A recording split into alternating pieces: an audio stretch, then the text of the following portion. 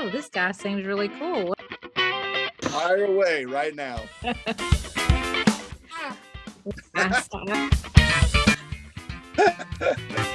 It's amazing. I saw you and saw that, and I thought, I need help. I don't know. I need help. Follow me.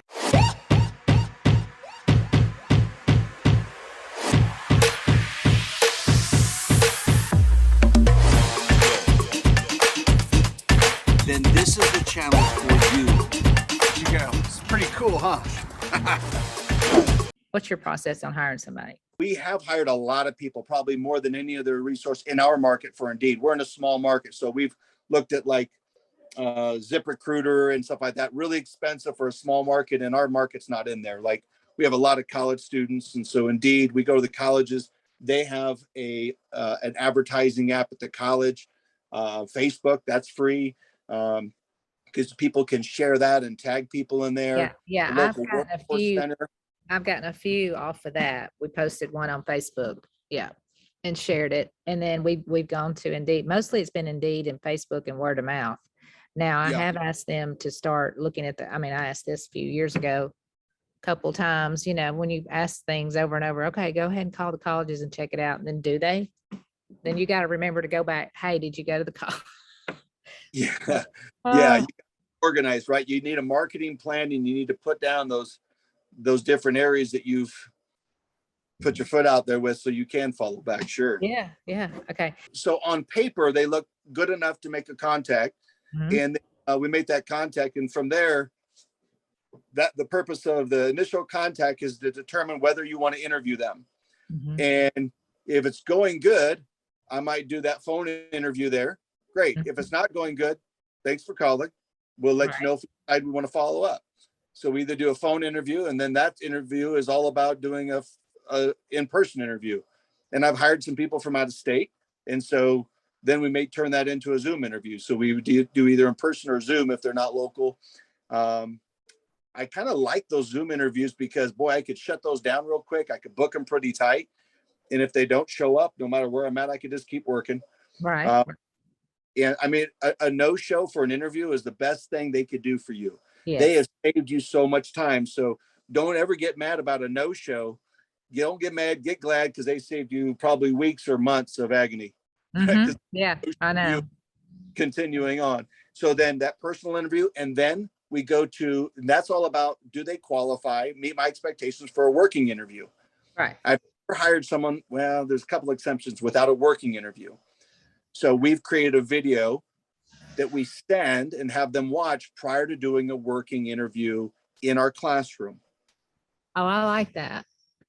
So you'll find that on Childcare Biz Consulting, our YouTube channel. Okay, so you make the contact, maybe do a phone interview, see what you like, see if it's worth going forward. You do an in-person interview, and then you do a working interview. Correct. Okay. So now I schedule them with my best available staff at the best time of day, because this gives my teachers buy-in. This brings my teachers into the hiring process. Yeah, that's what I started doing.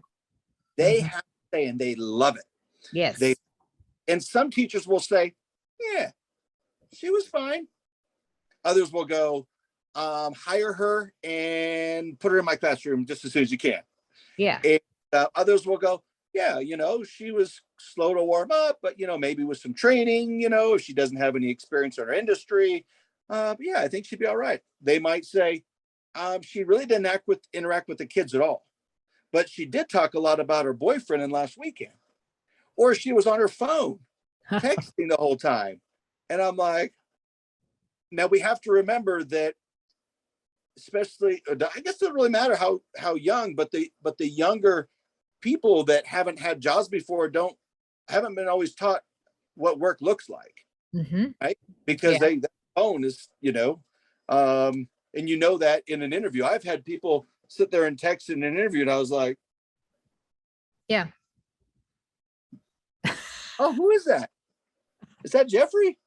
I'll say something crazy to make him go, oh, geez. Anyway, that's And so that working interview is really crazy. So really great. And my staff have a little worksheet to fill out afterwards.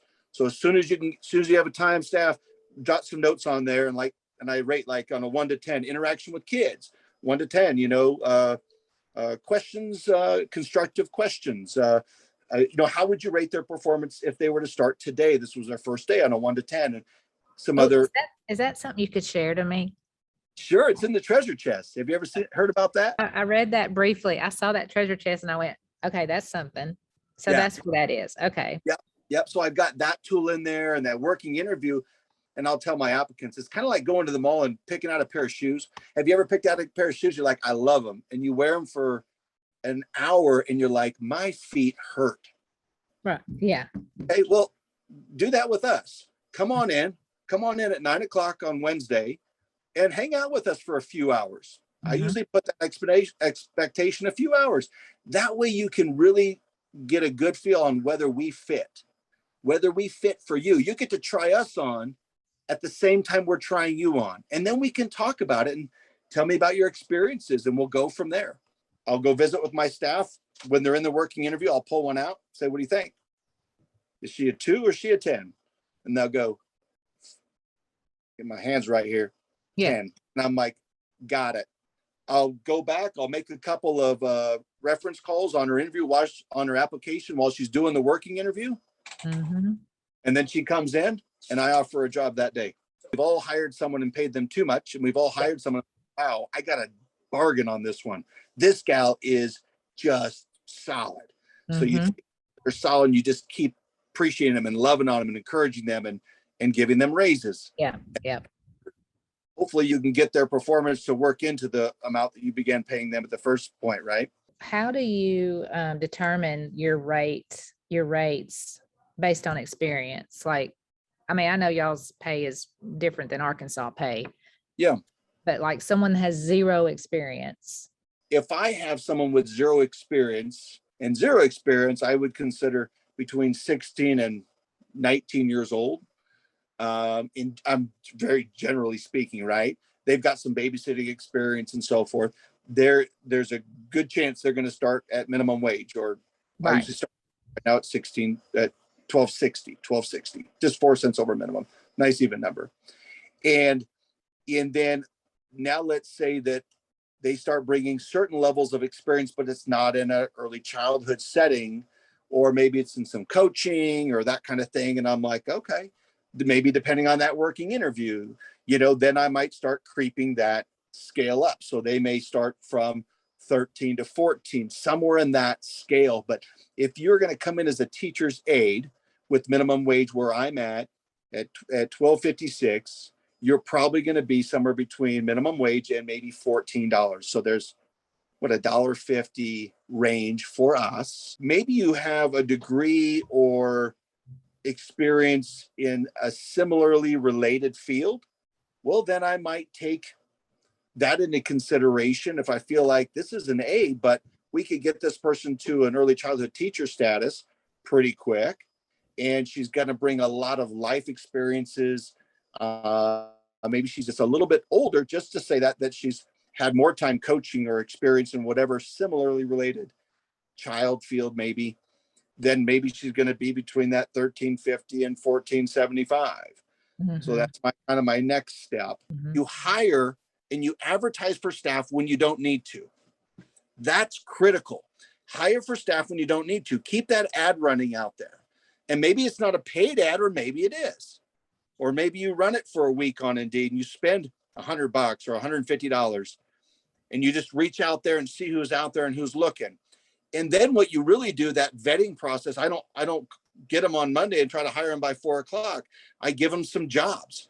I give them our orientation. I give them some homework, and I see if they do that homework on their own time. If I've not hired them, and this is part of my orientation, I can require someone to go through some training or get certificates prior to hiring if that's part of my orientation. Now, once they come in and they clock in for that first day, and this is not legal advice, I'm not an attorney, check with your lawyer in your state, but what I've been advised is once they punch in that first time, then you need to pay them for every expectation you have of them. But if I've not hired So for us, those are like orientation. Like I've got an hour and a half video that we've created about Discovery Kids, about who we are, what we do, and how we fill a mop bucket.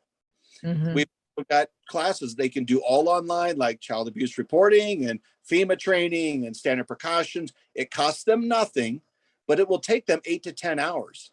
So when I've got all my classrooms in place and I'm looking for that next teacher, maybe it's a float or a sub, then I'm still hiring always.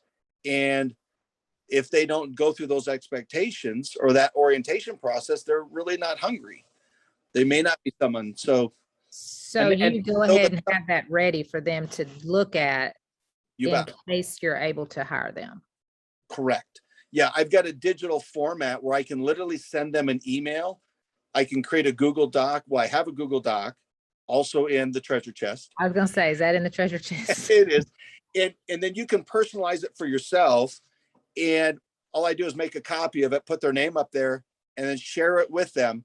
And they have everything they need to go through our entire pre-hiring process to get them ready. So I was intrigued and was having a hard time trying to figure out our recruiting process, hiring good people.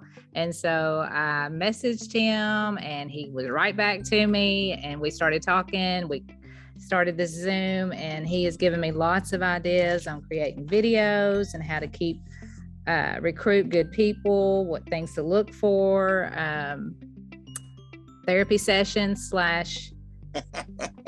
everything type of guy. He taught me how with the processes that he goes through to hire someone, and the expectations need to be clear and concise when hiring. So I really appreciate it. And also the treasure chest seems like it's amazing. I'm really excited about looking into the treasure chest because he offers all those good things. I appreciate it. I've enjoyed visiting with you. And with you. we'll hear from you real soon. Okay, thank you. Talk to you soon. All right, bye-bye.